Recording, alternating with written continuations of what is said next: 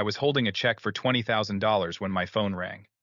It was the largest amount of money I had ever seen with my name on it, fresh from my grandfather's trust fund. My hands were actually shaking as I stared at those numbers. 1 week later, I would be standing in my brother's garage, staring into a black gym bag that would shatter everything I thought I knew about family.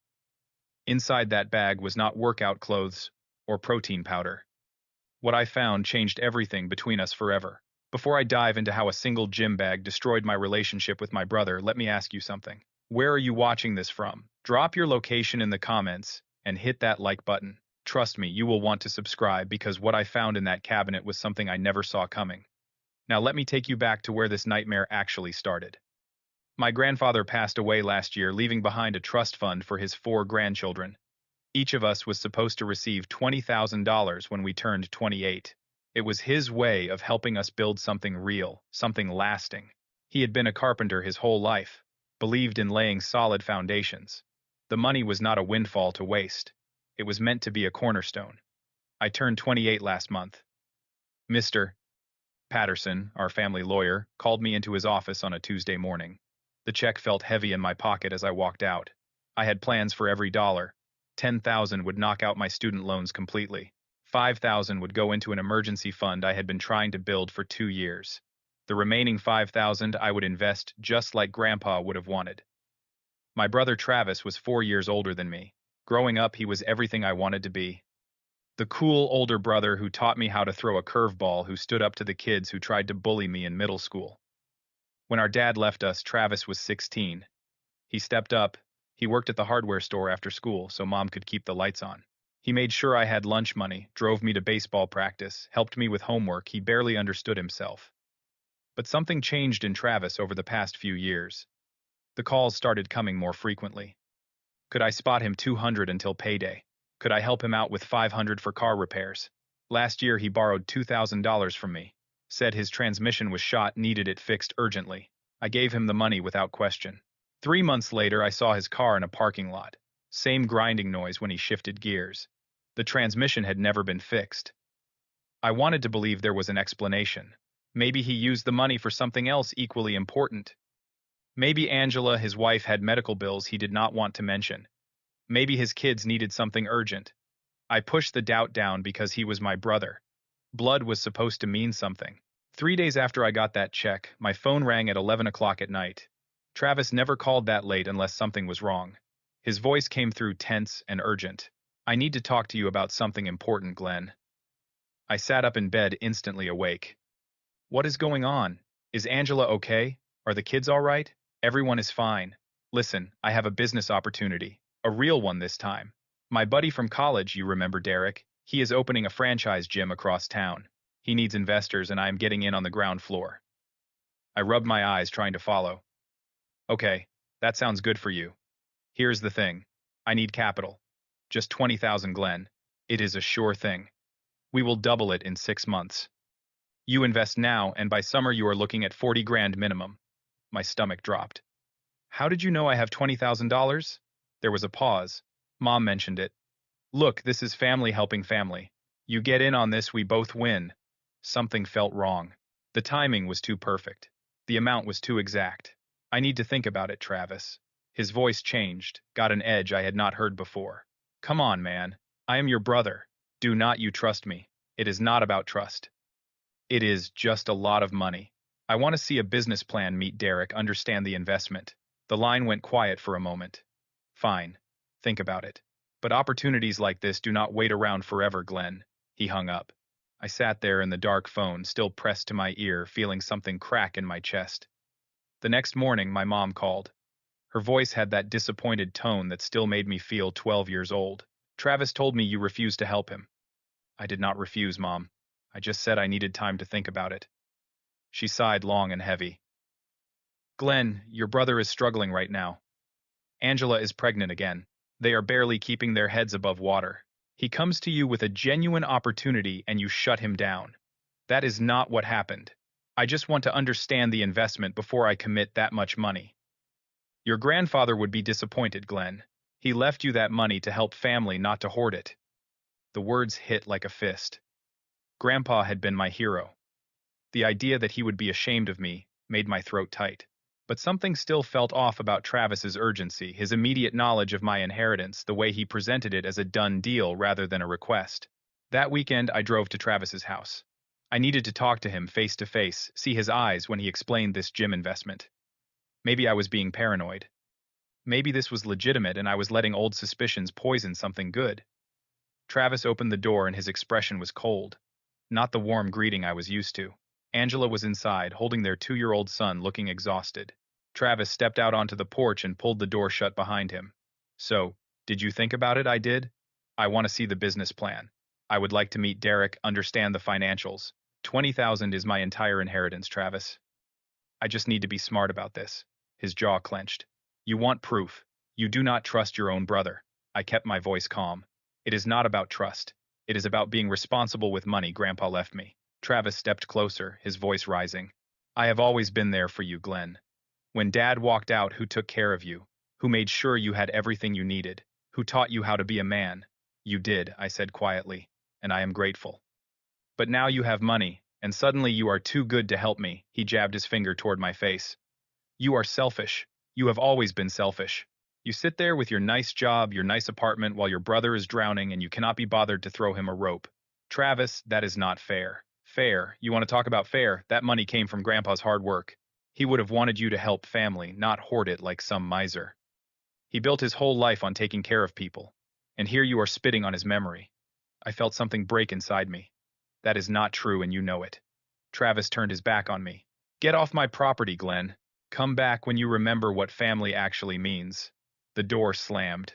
I stood there on his porch, shaking with anger and hurt. Inside, I could hear Angela trying to calm the baby who had started crying. I walked back to my car, feeling like the worst person alive. But I also felt something else. Suspicion. Because Travis had not answered a single question about the investment, he had just attacked me instead.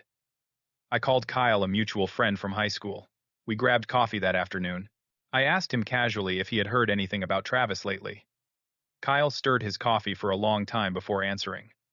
Man, I do not want to get involved in family stuff. Just tell me. He borrowed money from me 6 months ago. Told me Angela needed surgery, some emergency thing. I gave him $1,500. Then last month I saw him at the Riverside Casino at 2 in the morning on a Wednesday. He was at the blackjack table with a stack of chips that looked like serious money. My blood went cold. Travis does not gamble. Maybe he started. Kyle looked uncomfortable. I tried to ask him about the money he owed me. He said he would get it to me soon. That was 5 weeks ago. I have not heard from him since. I went home and started searching online. No new franchise gyms in our area. No permits filed for fitness centers. Derek Travis's supposed college buddy did not exist on any social media connected to gym ownership or fitness businesses. The whole thing was smoke. Over the next few days, Travis sent text messages. Each one felt like a punch. Mom is crying because of you. Angela asked me why my own brother would not help us. Hope that money keeps you warm at night, Glenn. I felt guilty and angry at the same time. Part of me wanted to just give him the money to make this pain stop, but a larger part knew something was deeply wrong, and handing over $20,000 would not fix it. A week of silence passed. I decided to go to Travis's house one more time. I wanted to fix this. If he would just be honest with me, just tell me the truth about what he needed the money for. Maybe we could work something out. Maybe I could help in a real way, instead of just funding whatever hole he was digging. I arrived on a Saturday afternoon around 2 o'clock. Travis's car was not in the driveway. The garage door was closed. I knocked, and Angela answered. Her eyes were red and swollen like she had been crying for days. He is not here, Glenn. I could hear the kids inside, both of them wailing. Angela looked like she had not slept in a week. Where did he go? Business meeting. He said he would be back late. Her voice was flat, defeated. The kitchen faucet behind her was dripping steadily. I remembered Travis promising to fix it 3 months ago. Are you okay, Angela? She just shook her head and shut the door softly. I stood there, feeling helpless. Then I remembered the faucet. At least I could do something useful. I knocked again. Angela, let me fix that leak for you. I have got tools in my truck. She opened the door, too tired to argue. The tools I needed were in the garage. Travis and I had bought that big red tool cabinet together years ago, back when Dad was still around and taught us basic home repairs. We used to spend Saturday mornings in there organizing wrenches and screwdrivers while Dad showed us how to fix everything from lawnmowers to door hinges.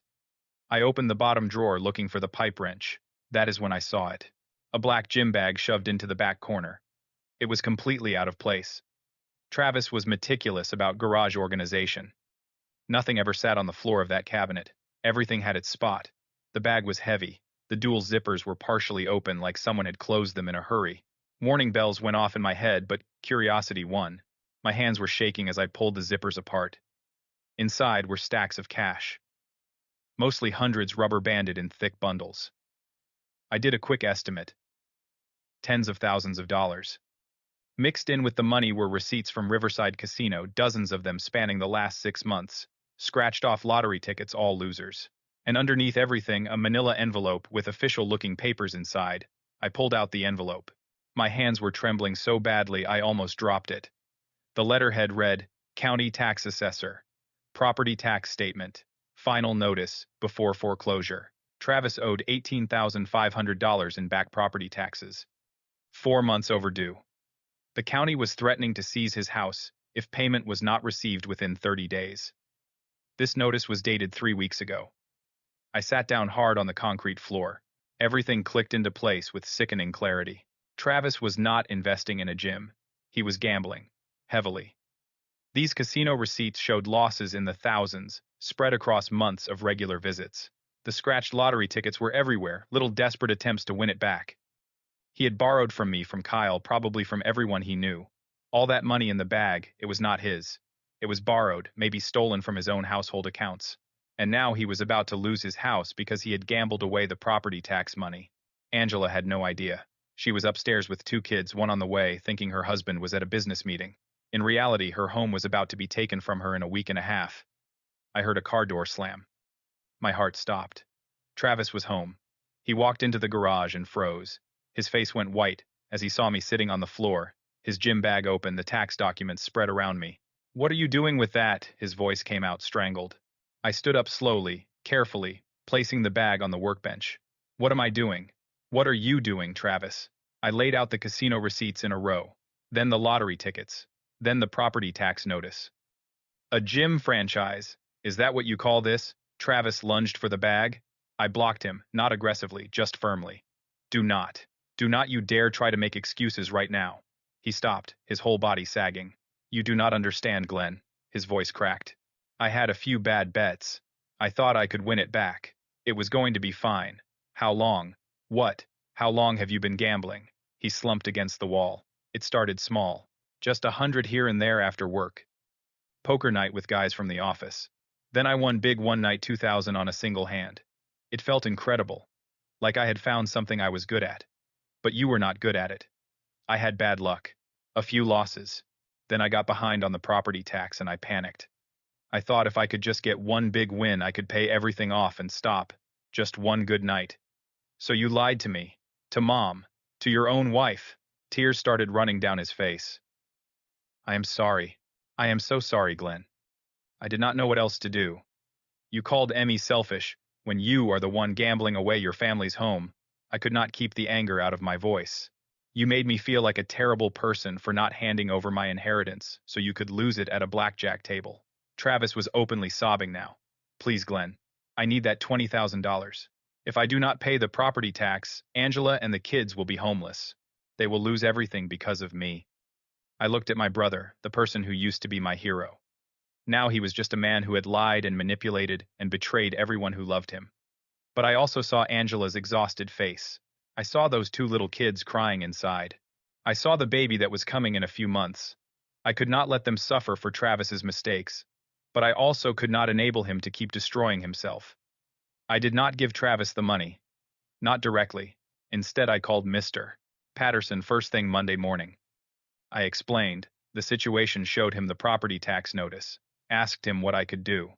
He listened carefully, then gave me options. I chose the one that felt right.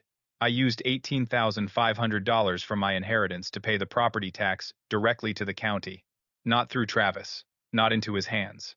Mr. Patterson handled it as a direct payment to the tax assessor's office. The house was saved. But I attached conditions. Travis had to enroll in a gambling addiction program within 1 week. He had to attend Gamblers Anonymous meetings 3 times per week minimum. He had to see a financial counselor and a therapist. And he had to tell Angela the complete truth about everything. If he refused any of these conditions, I would tell the entire family exactly what I found in that gym bag. I would make sure everyone knew where their loaned money had really gone. Travis agreed. He had no choice. His back was against the wall, and for once, he could not talk or charm or manipulate his way out. The hardest part was sitting down with Angela. I went to their house when Travis was at his first GA meeting. I brought the casino receipts, the tax notice, all of it. I laid it out gently, as kindly as I could. She cried for an hour. I just sat there letting her process the betrayal. Finally, she looked at me with red eyes and said, "Thank you for saving our home. Thank you for telling me the truth." She decided to stay for now. For the kids. But she made Travis move into the guest room. She took control of all their finances. She required him to show her every bank statement, every receipt. Trust would have to be rebuilt from zero. My mom called me a week later after Travis finally confessed everything to her. She apologized through tears. "I am so sorry, Glenn. I pushed you to give him money when you were the only one who saw through his lies. You were protecting him, and I made you feel terrible for it." I forgave her. She did not know. None of us wanted to believe Travis could fall that far. The next 2 months were brutal. Travis attended his meetings religiously. He found a second job delivering food on weekends, trying to pay back everyone he had borrowed from. The relationship between us was cold, distant. We barely spoke beyond logistical necessities. I used the remaining $1,500 from my inheritance to start the emergency fund I had planned. The student loans would have to wait, but at least I had helped in a way that actually mattered. 5 months after I found that gym bag, Travis called me. His voice sounded different. Smaller, humbler. "I am 90 days clean, Glenn. 90 days without placing a single bet. I wanted you to know. And I wanted to say thank you. You saved my family when I could not. You did what I should have done. You were strong enough to say no when saying yes would have destroyed everything." We met at a coffee shop the next week. It was awkward at first. Too much pain between us. But slowly, carefully, we started talking. Really talking. Not about money or favors or guilt. Just talking like brothers. He told me about the meetings, about hearing other people's stories and recognizing himself in their pain. He talked about the shame of admitting to Angela what he had done, watching her face crumble. He described the night he almost walked into a casino again, stood in the parking lot for 20 minutes, then called his sponsor instead. I told him about the guilt I had carried, wondering if I was a bad brother for not just giving him the money, how I had second-guessed myself 1,000 times. "You were the only one who loved me enough to say no," he said quietly. "Everyone else would have just given me the money and watched me destroy myself. You made me face the truth. That took more courage than I had." It has been a year now. Travis is still in recovery, still going to meetings, still working 2 jobs. He paid me back $3,000 so far, even though I told him he did not have to. Angela is cautiously rebuilding trust. Their third child, a daughter, was born healthy last month. Travis and I are not what we used to be. Maybe we never will be again. But we are brothers. And I think slowly we are finding a new version of what that means. I learned something important through all this. Love is not the same as enabling. Sometimes the people we care about need us to be strong enough to refuse them. They need boundaries more than they need money. They need truth more than they need comfort. That gym bag in the tool cabinet showed me who my brother had become. But my response to it, that is what showed me who I could be. Someone who helps by actually helping, not just by giving in. The money my grandfather left me was supposed to build a foundation. I used it exactly the way he would have wanted. Not to fund a fantasy or enable destruction, but to save a family and demand accountability. To love someone enough to make them face their demons instead of running from them. Sometimes the hardest thing to do is the right thing. And sometimes the best way to help someone is to refuse to help them destroy themselves. So let me ask you this. Have you ever had to say no to someone you love even when it broke your heart? Have you ever had to choose between being liked and being right? Drop your thoughts in the comments below.